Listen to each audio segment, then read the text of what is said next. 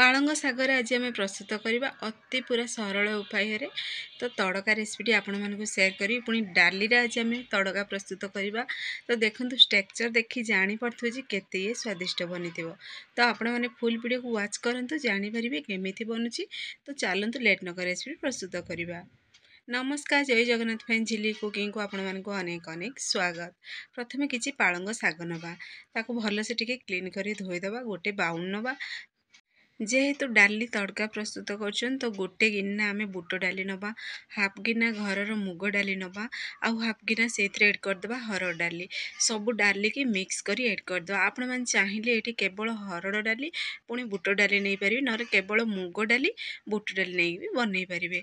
तो ये आम से पानी को एड करदे। पानी को एड कर भल से टिके मिक्स करी आम क्लीन करी धोईदबा। डाली को ताको आम बतरीवाई पूरा ये 15-20 मिनट रखीदबा। से भितर आम पालंग साग को कटिंग करदबा। तो देखो पालंग साग को ये प्रोसेस रे कटिंग करेंगे जमीती कि आपण मैंने छोट छोट पीसेस रे पूरा ये प्रोसेस रे कटिंग कर। तो अधिक छोट छोट पूरा कटिंग करवा दरकार नहीं, केवल मीडियम साइज रे भी कटिंग करें। जेहेतु पालंग साग अति सहजरे पूरा सीझी जाए तो देखो यही प्रोसेस रे सब पालंग साग को आम कटिंग कर रेडी करदबा। रेडी करी गोटे प्लेट को आम एड करदबा। तो देखो मुझे सब पालंग साग कटिंग कर देछि, प्लेट को एड कर देछि। तो पुणी थे गोटे प्रेसर कुकर नवा से डाली आमर पूरा 15 मिनट मुझे भिजे देती से डाली को एड करदबा। जी आपण मैंने डाली नहीं थे ना तार 3 डबल पूरा पानी एड करेंगे। जेहेतु आम 2 गिना डाली नहीं थे तो ये आम 6 गिना पानी देदबा। तो देखिए परफेक्ट पूरा मेजरमेंट पूरा आसो, माने डाली पूरा अधिक पूरा पतला हेनी कि अधिक बड़िया हेनी से गोटे मेजरमेंट आसो। तो से प्रोसेस रे आम सब पानी को 6 गिना पानी को एड करदबा। गोटे चामच दबा रिफाइन तेल, पुणी गोटे चामच दबा से हलदी गुंड भलसे टिके मिक्स करदबा। रिफाइन तेल एड करने द्वारा देखिए पूरा उतरिकी पूरा आसबनी। तो पुणी थे आम चलतु स्वाद अनुसार दबा लुण। लुण को एड कर सारा पर आम ए प्रेसर कभर को बंद करदबा। आपको पूरा 3टी सीटी आसवा को दबा। पूरा मीडियम आंचरे आपको आम बनइबा। जेहेतु हाई आंचरे जदि बनइबे देखिए जल्दी सीझीबनी, केवल सीटी ही आसो। पुणी से देखिए माने पानी गुड़ा पूरा सुखीज से मीडियम आंचरे सीझेबे। 3टी सीटी आसो। 3टी सीटी पर गैस पेन ऑफ करदे। ऑफ करके से भितर पूरा सीझा को देवे सीटी गला पर्यंत। सीटी गला पर आपण मानक बाहर कर देखा देखु केते बढ़िया पूरा आमर डाली पूरा सीझी जाइए। तो देखो ये पूरा हरड़ डाली मुग डाली पूरा मिल जाइए, किंतु ये जो बुट डाली एड करते बुट डाली गुड़ाक पूरा गोटा अच्छी। तो यही प्रोसेस रे बनी दरकार टिके गोटालिया जमी रही। तो देखिए खाया पूरा तड़काटी पूरा टेस्ट लगे। तो ताको आम साइड रखीदबा। ये गोटे आम करेई नवा। करेई आम सोरिष तेल एड करवा। देखिए सोरिष तेल बनइबा ना टेस्ट को सी बढ़ी दे थाए। छोट छोट पीसेस रे एठी मु पियाज टमाटो अदा रसुण को छेची भी देछि। तो प्रथमे आम से तेल पूरा गरम हो सारा पर अल्प टिके जीरा एड करवा, गोटा मसला एड करवा। गोटा मसला टिके भाजी हो सारा पर आम से एड करदे छोट छोट पीसेस रे कटिंग होता पियाज। पुणी थे टिके भलसे आपको मिक्स करदे। पियाज टिके सफ्ट हवा दबा। तो पियाज देखो धीरे धीरे पूरा सफ्ट हो सारा पर आम से एड करदे अदा रसुण को मुझे छेचिक एड कर। आपण मैंने चाहिए आगे छोट छोट पीसेस रे कटिंग करी एड करेंगे। तो देखिए छेचिक एड करने द्वारा तार फ्लेवरटा बहुत बढ़िया आसो। तो अदा रसुण कंचा स्मेल गला पर्यंत टिके आम भलसे कषिदबा।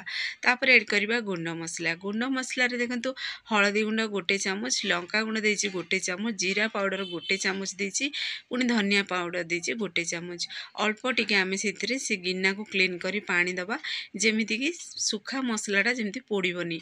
तो टोटाल भी आम ये मसला को पोड़ा को आम दबानी। जदि अधिका सुखा लगुच ताहले अल्प टिके पानी दे पारिबे।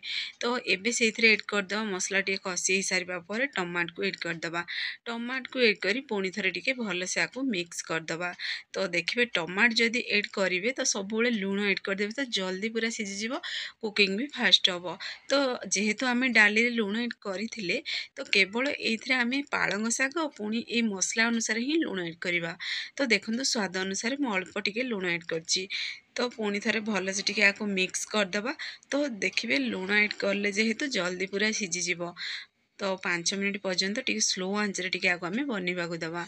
तो 5 मिनिट पर तो देखंतु देखौछि आपण मानकु केते बढ़िया पूरा सिझी भी गलानी पूरापूरी मिसीगला पियाजरे पूरा देखंतु टमाटो पूरा पेस्ट भी हो सारानी पाखरु भी देखौछि केते बढ़िया पूरा कलर आसी।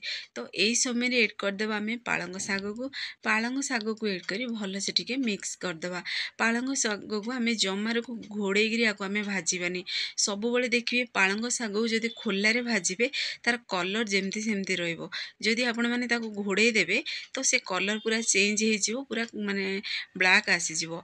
तो देखंतु एई भली ही देखंतु सबुज पूरा कलर अछि पालंग साग पूरापूरी केते कम क्वांटिटी रे हेगला सागडा पूरापूरी जेहेतु मुदा हो जाए। तो देखंतु पूरापूरी सॉफ्ट हेगिरी हमर पूरा माने टमाटर पूरा मिसी भी गलानी आ सागर देखंतु बिल्कुल भी कलर जाइनी जेमती सेमती साग कलर अछि। तो एई भली भाबरे आमे भल से आको मिक्स कर देबा। तो देखंतु ये परफेक्टली एबे रेडी हो सालानी। तो कसी भी हो साला पालंग साग भी सिझी गलानी आ पालंग सागर कलर भी जाइनी। तो एबे कौन करबा ना आमे जो सिझे की रखिथिले डाली से डाली को सेथरे एबे ऐड करदबा। तो देखंतु एई प्रोसेस रे जदी बनेबे ना घरे समस्ते पसंद करिवे पूरापूरी इजी तरीका रे बनिगिरी रेडी हो जिवो।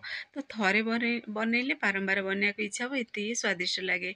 तो एमितिर भी पालंग साग देखिबे जे कोनोसी रेसिपी बनांतु ना से बहुत टेस्टी लागे। तो पुणी थरे भल से टाको टिके मिक्स करदेबा।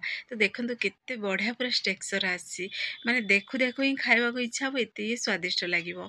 तो आउ टिके टेस्ट को आमे बढ़ेबा पई बोली फ्लेवर को बढ़ेबा पई एठी मु गोटे पेन नेछि सेथिरे घी मु 2 चामच ऐड करछि बड़ 2 चामच पुणी अल्प टिके जीरा ऐड करछि। एठी देखन छोट छोट पीसेस रे कटिंग कर रखिछि रसुण पूरा लंबा लंबा पीसेस रे कटिंग कर रखिछि अदा आ दुईटी सुखिला लंका आको टिके भल से टिके भाजी दबा। तो देखंतु एई प्रोसेस रे पूरा कंचा स्मेल गला पर्यंत टिके भाजी देबे। भाजी हेई सारिबा परे आमे सेथिरे अल्प टिके कस्तूरी मेथी आउ टिके कलर जेमती सुंदर देखा जिवो हेतमेन सेथिरे काश्मीर रेड चिली अल्प टिके मु ऐड करछि। सेई फुटण को सेथिरे आमे एबे ऐड कर दबा। फुटण को ऐड करी संगे संगे आमे कवर को एबे बंद कर दबा। तो देखिबे एई प्रोसेस टी बनेबा द्वारा ना बहुत बढ़िया टेस्ट आसीबो।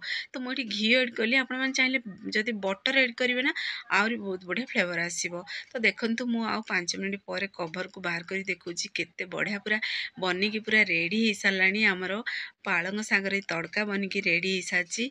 तो बहुत बढ़िया टेक्सचर आसी आ अल्प टिके आमे सेथिरे ऐड कर दबा सेथिरे धनिया पत्र को छोट छोट पीसेस रे कटिंग कर रेडी करछि एटा पूरा पूरी ऑप्शनल अछि।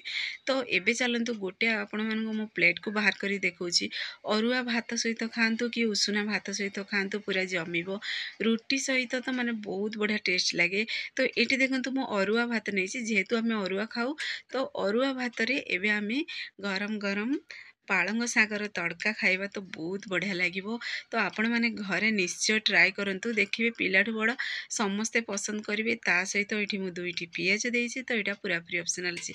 तो फ्रेंड्स आपण मानु जदि वीडियो टी मोर पसंद आसीबो ताहाले सांग मानको शेयर करंतु लाइक करंतु चैनल रे जदि नुवा अछंती चैनल को मोर सब्सक्राइब कर दियंतु बेल आइकन क्लिक कर दियंतु जहा फल रे मोर सब वीडियो नोटिफिकेशन प्रथमे पहुंचीबो।